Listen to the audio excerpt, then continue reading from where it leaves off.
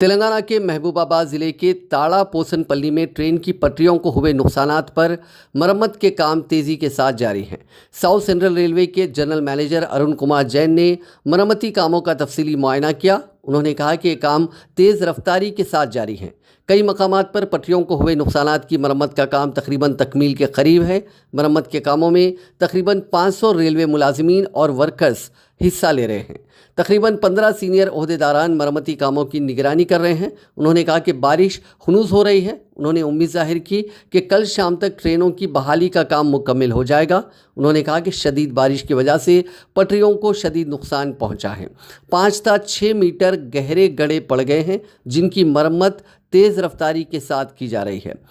بعض شگافوں کو پر کرنے کا کام کل شب ہی مکمل کر لیا گیا۔ اگر بارش رک گئی تو کام تیزی کے ساتھ مکمل کر لیے جائیں گے۔